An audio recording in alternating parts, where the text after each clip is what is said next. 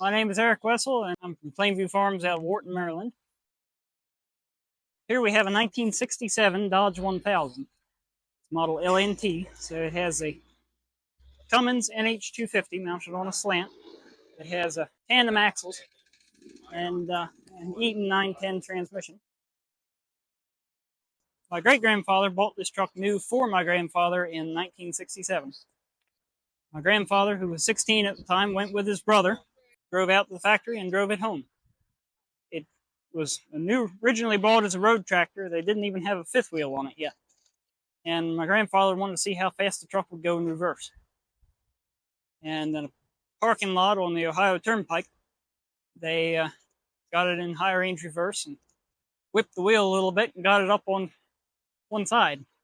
Got it under control. But my grandfather still says to this day what would have happened if he had had to call home and tell his father that he'd wrecked his brand new truck. And spend the money to use a payphone to do that too. Yep.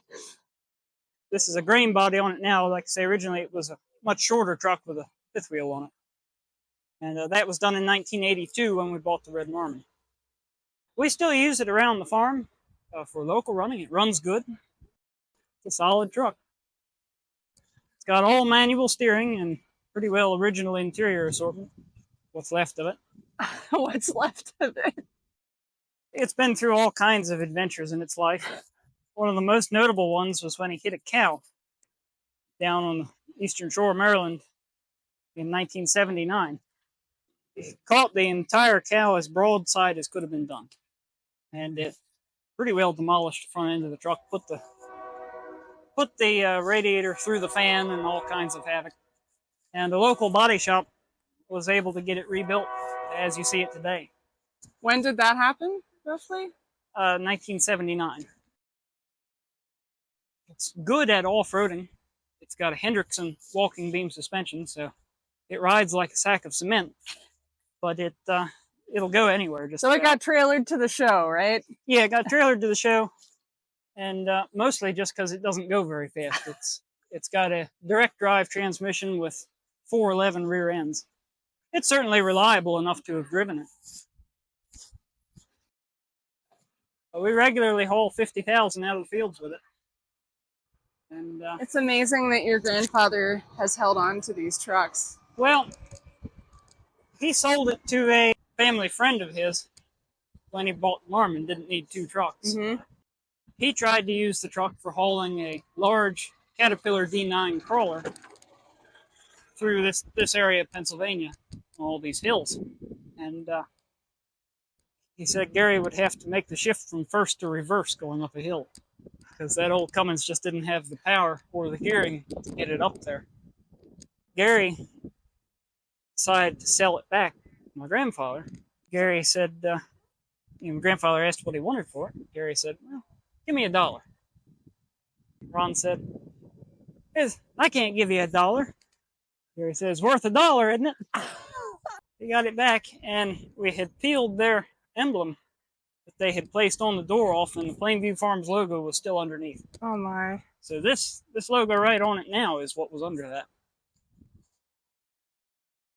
That was, wow. And you can, I don't know if you can see it or not, but there's kind of the outline of where his logo was. It was very kind of them to preserve it for you. It was. Take two, climbing up. If I could give you that, please. And you demonstrated this turn signal to me earlier. Yeah. That's something I've never seen before. So this truck still has the original push button style turn signals mounted on the dash. You push the button for left, you can. And it has rooftop air conditioning. Yep. AKA a vent. And that works really well because on the outside of the truck, you notice there's a baffle up over top of it, and it forces all that air down the vent. So don't leave any loose papers out.